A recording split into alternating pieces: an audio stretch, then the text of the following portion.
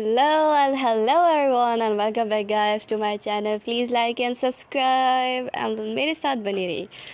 So guys, हमें trust के chapter 4 में दिखाया जाता है कि हमें बताया जाता है जो कि शिफ्टर्स के पास एबिलिटी होती है ख़ुद को ट्रांसफॉर्म करने में, और वो लोग जुड़े होते हैं एक दूसरे के साथ. मतलब जैसे कि ह्यूमंस उन्हें सोलमेट कहा जाता है, लेकिन हम उन्हें डेस्टिनाइड बोलते हैं.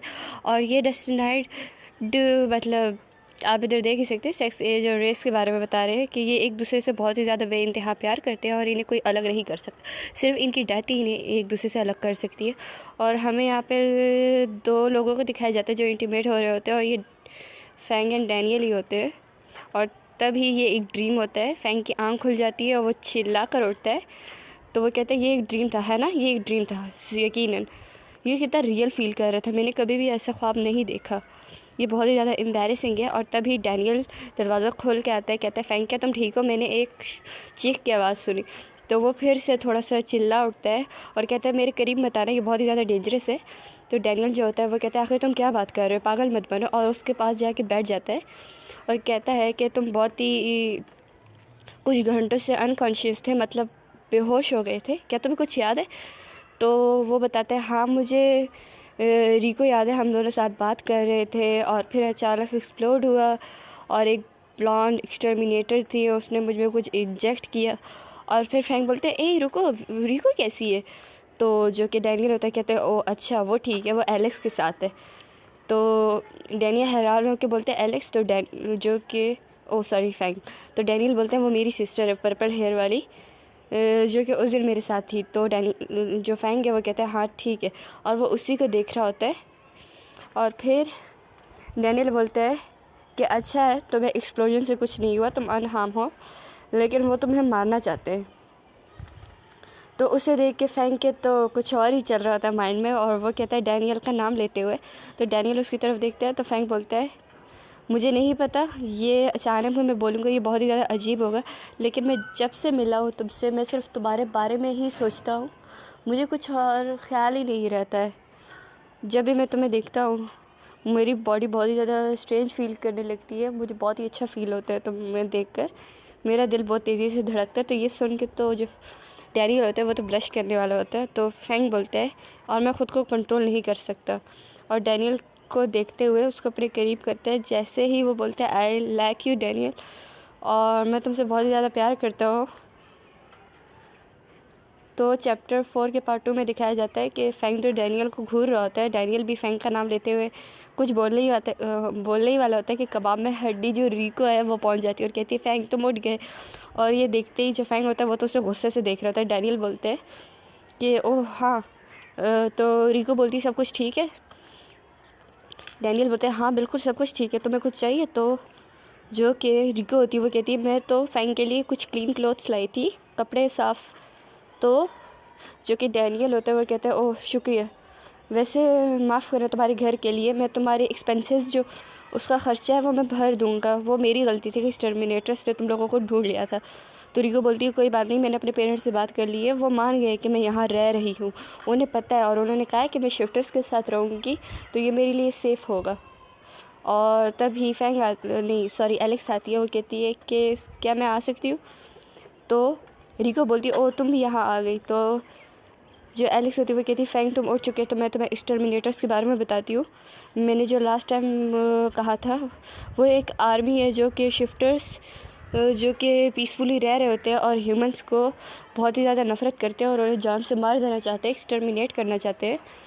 तो उनमें से सबसे ज़्यादा जो एक्सटर्मिनेटर है वो ऑर्फन है, या तो उनकी जो फैमिली है उन्हें ह्यूमंस जो आर्मी है उन्होंने मार दिया था, इसीलिए वो रिवेंज लेने के लिए उधर होते हैं. और कुछ तो है जो कि मज़े के लिए बस वैसे ही ह्यूमंस को ख़त्म करना चाहते हैं, और इनका मेन वो ये कि वो पूरे दुनिया पे मतलब ह्यूमंस को ख़त्म करके अपनी जो स्पीशीज़ शिफ्टर है उससे कायम करना चाहती है.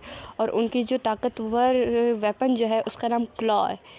और फ्रैंक कहते हैं क्लॉ, तो एलिस कहती है क्लॉ वो उनका सीक्रेट वेपन है एक्सटर्मिनेटर्स का, और वो बनाया गया है जेनेटिकली बनाया गया है वो, और वो बहुत ही ज़्यादा पावरफुल है, उसका मुकाबला करना नामुमकिन है, हम कोई भी उससे लड़ नहीं सकते और सब मारे जाते. तो रिको डर के बोलती क्या वो इतना स्ट्रॉन्ग है. तो जो एलेक्स होती है वो कहती है हाँ वो बहुत ही ज़्यादा स्ट्रॉन्ग है, वो हम शिफ्टर से भी 100 गुना ज़्यादा ताकतवर है, हम उसे हरा नहीं सकते और वो कभी बूढ़ा भी नहीं होगा और उसकी जो स्ट्रेंथ है वो हम और जो दूसरे शिफ्टर है उससे बहुत ही ज़्यादा तेज़ी से बढ़ रही है। तो जो फैंग होता है वो कहते कैसे, तो एलिस डैनियल की तरफ देखती है, हिचकिचाती है और डैनियल उसे कहता है कि बता दो, इशारे में बोलता है। तो वो आंखें बंद करके बोलती है उन्हें खा जाना। तो ये सुन के रिको और फैंग बहुत ही ज़्यादा डर जाते हैं और रिको बोलती है खा जाना, क्या वो एक कैनिबल है? और एलेक्स कहती है हाँ वो दूसरे शिफ्टर्स को खा कर अपनी पावर्स को इंक्रीज़ करता है और इसीलिए वो फैंग को ज़िंदा चाहते हैं। मुझे नहीं पता बट तुम्हें पता होना चाहिए कि तुम एक लास्ट आखिरी वेयरवुल्फ बचे हो। तो डैनियल तो ये सुन के बेचारा उदास हो जाता है और जो कि फैंग होते हैं वो भी बहुत ज़्यादा शॉक हो जाता है और वो कहते हैं मुझे ये लगा ही था वैसे। तो रिको कहती है दूसरों को क्या हुआ? तो एलेक्स बताती है वो एक्सटर्मिनेट कर दिए गए, सिर्फ वुल्फ ही नहीं और भी स्पीशीज़ जो है वो भी ख़त्म हो रहे हैं। जो क्लॉ है उसको इसीलिए डिज़ाइन किया गया है कि वो दूसरे शिफ्टर्स को खाकर अपने आप को स्ट्रॉन्ग बनाए और क्लॉ का डीएनए इस दुनिया में एग्जिस्ट ही नहीं करता। आई मीन उसने हर किस्म का उसमें हर किस्म का डीएनए मौजूद है हर शिफ्टर का जो कि एग्जिस्ट करते हैं बट एक का नहीं। और तभी फैंग बोलते हैं किसका?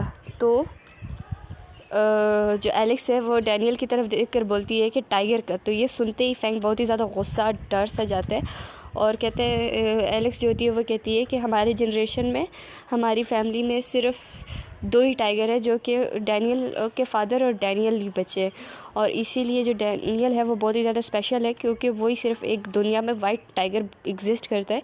इसीलिए जो क्लॉ है वो उसे खाना चाहता है और जो डैनियल है वो बहुत ही ज़्यादा पावरफुल भी है, लेकिन अगर क्लॉ ने डैनियल को खा लिया तो कुछ भी नहीं बचेगा।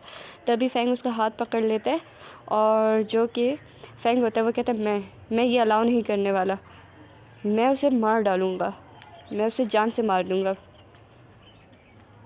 और तभी हमें कहीं नीचे दिखाया जाता है। तो जैन कहती है गुड मॉर्निंग।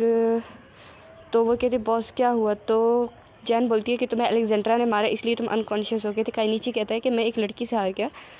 तो जैन बोलती है कि मैं अलेक्जेंड्रा को अच्छे से जानती हूँ, वो अगर एक लड़की भी है लेकिन वो डैनियल की ट्विन है, तुम्हें पता है ना, और वो अगर चाहे तो वो तुम्हें एक झटके में मार सकती है, लेकिन तुम बहुत लकी हो कि वो बहुत ही ज़्यादा अच्छी है, वो एक बच्चर को भी नहीं मारती। तो काइनीची बोलते हैं तुम उन्हें बहुत अच्छे तरीके से जानती हो, जो ली लॉन्ग ट्विन्स है, मतलब ये डैनियल और एलेक्स की बात कर रही। तभी कहते एक्सटर्मिनेटर्स में तुम्हारा रियल नेम जो है वो जैना जेफरसन है। और फिर दिखाया जाता है जो कि एलेक्स होती है वो अपने पेरेंट्स को पहले ही खो चुकी होती है, ह्यूमंस आर्मी ने मार दिए होते हैं और जो कि डैनियल के फादर होते हैं उन्होंने इसे अडॉप्ट किया होता है। तो फैंग बोलते हैं सो आगे क्या? ये डैनियल उसे बात बता रहा होता है। डैनियल कहता है कि सब कुछ ठीक चल रहा था लेकिन ह्यूमन ने जब उसके पेरेंट्स को मार दिया तो हमने उसे अडॉप्ट तो कर लिया लेकिन उसकी जो डिज़ायर थी रिवेंज लेने की वो ख़त्म नहीं कर पाए और वो वुमेंस में एक स्पेशल शिफ्टर है और उसके पास बहुत ही ज़्यादा पावर है। तो इसीलिए एक्सटर्मिनेटर्स के ऊपर आई पड़ गई थी नज़र और वो उसे हासिल करना चाहते थे और वो उसे ले भी गए थे। हमने उसे रोकने की कोशिश की थी लेकिन उसने बात नहीं मानी और तब से हम दुश्मन बन गए। और डैनियल तब उस साइड देख रहे होते हैं। तो फैंग बोलते हैं तुम और जेना? तो वो कहते हैं हाँ। फैंग बोलते हैं क्या तुम लोगों के बीच कोई रिलेशनशिप है? तो डैनियल बोलते हैं ऑफ कोर्स नहीं, ऐसी कोई बात नहीं है, वो मेरे लिए एक सिस्टर की तरह है। तो फैंग खुश होकर कहते हैं ओह ठीक है। और जो डैनियल होता है वो कहता है मुझे वुमेंस पसंद भी नहीं है। तो ये सुन के फैंग होता है वो बहुत ही ब्लश करता है और डैनियल का नाम लेता है। तो डैनियल कहता है कि मैंने तुमसे कुछ पूछ रहा था। तो फैंग कहता है हाँ। तो डैनियल बोलता है कि तुम्हारा जो नेकलेस तुमने पहना हुआ है क्या उसका कुछ मतलब है? तो वो कहता है मेरा नेकलेस? कहता है मैं जब से मतलब पैदा हुआ था, जब शिफ्टर्स ने मुझे पाला था उनके बॉक्स में उन्हें ये मिला था। और डैनियल को तब उसकी मॉम याद आ रही होती है और फैंग बोलते हैं शायद ये मेरे पेरेंट्स की तरफ से। तो डैनियल बोलता है कि तुमने लास्ट टाइम बताया था तुम्हारे पेरेंट्स और घर नहीं है, तो तुमने इतना टाइम सर्वाइव कैसे किया? तो फैंग बताता है कि मुझे कुछ शिफ्टर्स ने उठा लिया था जब मैं न्यू बॉर्न बेबी था और उन्होंने मुझे लड़ना सिखाया, मुझे बड़ा किया और मेरी वजह से उन्हें कभी कभी सिटी भी चेंज करनी पड़ती हंट होने से बचने के लिए। और तब सिर्फ मैं ही एक बच गया और फिर मैं अकेले ही ट्रैवल करता रहता जब तक मैं रिको से नहीं मिला। तो डैनियल कहता है ओह तुम्हारे लिए ये बहुत ही ज़्यादा हार्ड था। और फ्रैंक बोलता है और तुम्हारे बारे में क्या? तो डैनियल फैंग बोलता है कि मैंने तुम्हें अपनी स्टोरी बताई है, तुम भी अपनी स्टोरी बताओ। तो जो डैनियल होता है वो कहता है कि मैं अपने बारे में बात करना पसंद नहीं करता। तो फैंग बोलते हैं ये अच्छी बात नहीं है। तो जो कि रिको होती है वो कहती है तुम दोनों यहाँ पे हो फैंग, हम जब से यहाँ आए तुमने मुझे फ़ाइट करना नहीं सिखाया, तुमने मुझे थोड़ा सा भी अटेंशन पे नहीं किया, तुमने कहा था तुम मुझे सिखाओगे। तो फैंग उससे कहते हैं चलो ठीक है। और फिर जो डैनियल है वो कहती है यहाँ पे बेसमेंट में एक जिम है, तुम वो इस्तेमाल कर सकते हो। और रिको बहुत खुश होकर कहती है कूल। और वो बोलती है रिको फैंग को कि तुमने सुना यहाँ पे एक जिम भी हमारे लिए। तो फैंग बोलता है कि ओह हो मुझे पता है, आराम से उछलो ना ज़्यादा। तो रिको बोलती है कि डैनियल तुम भी हमारे साथ ट्रेनिंग करोगे ना, मैं स्ट्रांग बनना चाहती हूँ, मैं तुम्हें प्रोटेक्ट करना चाहती हूँ दोनों को। और चैप्टर 4 के पार्ट 4 में दिखाया जाता है जो फैंग होता है कहता है तुम जैसी वीक है, मुझे प्रोटेक्शन की कोई ज़रूरत नहीं। और ये सुनते ही इन दोनों के फेसेस तो देखो, रिको का तो दिल टूट जाता है। रिको कहती है स्टूपिड बेवकूफ़ फैंग, मैं चाहती हूँ क्लाउड तुम्हें खा जाए, मैं उसे नहीं रोकूंगी। और तभी जो डैनियल है वो फैंग को पंच करती हुई कहते हैं तुम एक लड़की के साथ इस तरीके से बात कैसे कर सकते हो, तो माफ़ी मांगो उससे।